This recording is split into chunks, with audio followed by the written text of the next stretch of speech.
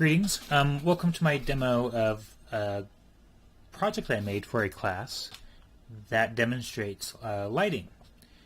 In particular, this does shadow mapping, normal mapping, maybe cell shading, let's see.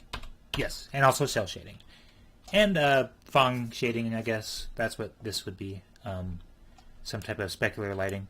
So to demonstrate this, I can move this light source around so we can kind of get an idea what's happening. I can increase the height, move it in a 3D space, and the light source, even though it's represented by a sphere, is looking at this object in the center at all times. So you'll notice that no matter where I move it, it's going to be pointing down, kind of, or towards this sphere/box combo, because that's the interesting lighting, the shading, the source of shading, you know. So this is purely using shadow mapping techniques, so there's not like volume lighting going on where I'm like projecting out geometry mesh that kind of wraps around the edge of this, which would be a nifty thing to try to do actually, but I never implemented it. I just did shadow mapping, which involves rendering a depth map from the light source's view, and then when rendering the scene, basically looking at that depth map and translating kind of figuring out if where the surface is occluded by the light source, and then shading it. Basically, that's it. So it's a pretty basic, well, not basic, but not terribly complicated technique. There's a lot of things that can kind of go wrong, of course, and there's a lot of subtle problems that you can see here. Actually, that you'll notice that there's a lot of artifacting on the edge of the shadow on the sphere. That's because it is very precise in a certain sense, and the sphere isn't a perfect sphere. So there's also some floating point error that involves kind of the imprecision of whether or not it thinks that it's occluded by the surface or not. So there's a lot of stuff that could be done to kind of fix that. That involves some additional advanced techniques that I didn't really need to implement for the assignment, so I didn't. And it would be a lot of work, to be honest.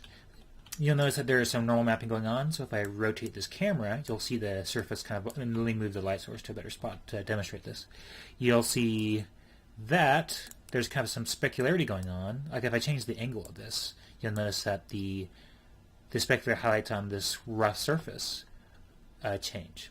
So it gets a bit brighter, so to speak, as the light source kind of gets oriented more in the direction of where the light is looking towards. And then kind of rotate it around, and it gets kind of a bit less bright, but there's still a noticeable shadow going on there. And you'll notice that there's also some surface detail going on because of the normal mapping as well. Like you'll notice like this wall here, for example. I move this light source around, and you'll start to see that there's kind of some detail work going on with the lighting here that kind of changes based off of the position of the light source. So you'll see here it starts to kind of shade more towards the left side, the light more from the left side here as the light source is to the left of that. And vice versa, I move the light this direction, and suddenly the right side becomes a bit brighter and the left side gets shaded, like what you would expect. So it kind of approximates like some of that finer surface detail, even though it's a flat surface. So same with this floor here.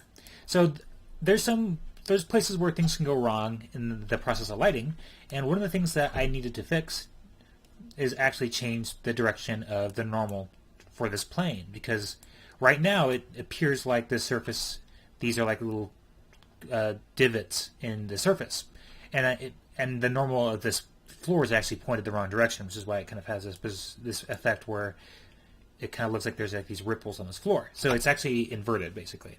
And that's one of those things that I probably should have fixed. And what would have fixed it would actually be to change the winding order of the vertices when rendering this cube. That would have fixed the problem. Because what's going on, basically, is that the way that's rendering this triangle is doing it in the orientation that causes the normal to point downwards according to the shader.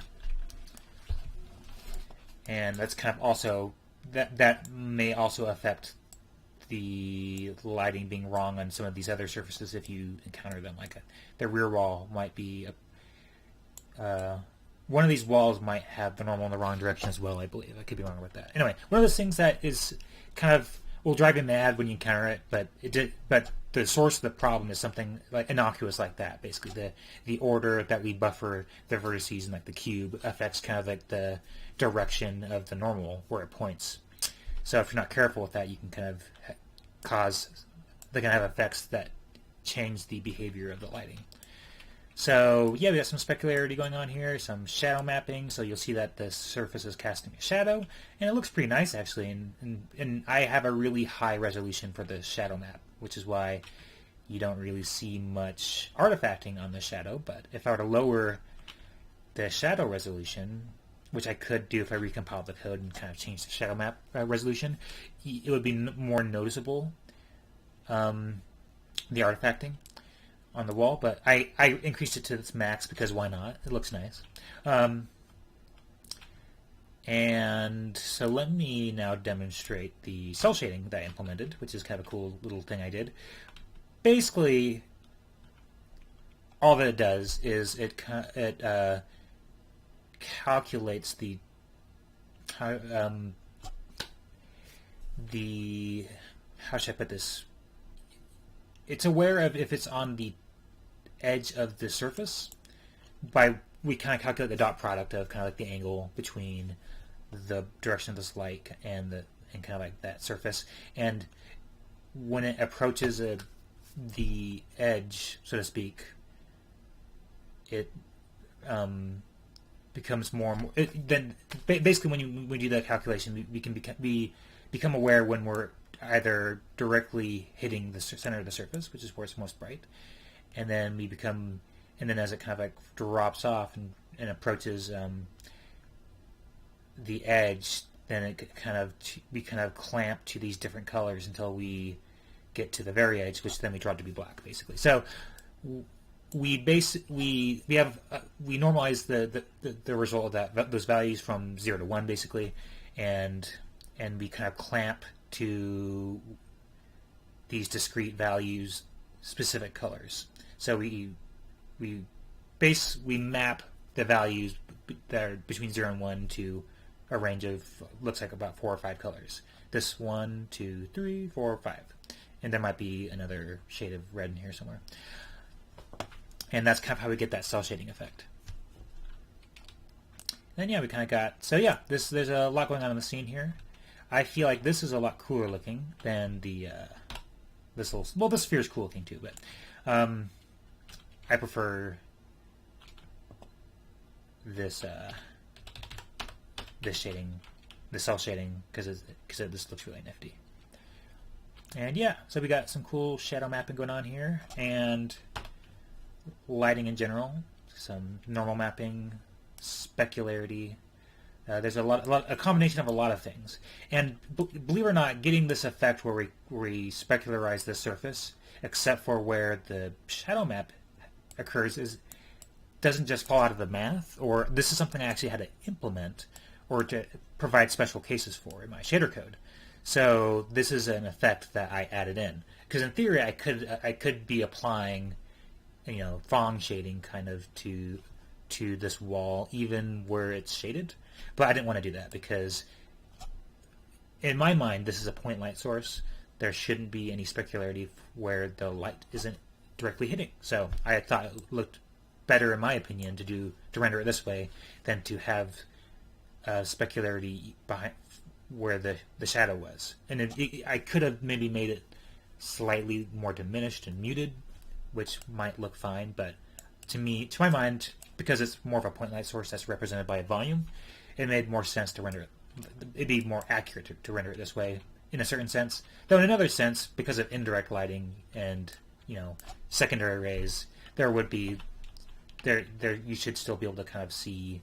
It wouldn't be a purely black shadow, and in this lighting source, the scene is not because of like the ambient component of the light, but it still looks pretty good. So anyway, I'm just this is my project that demonstrates lighting, and I think it looks pretty nifty.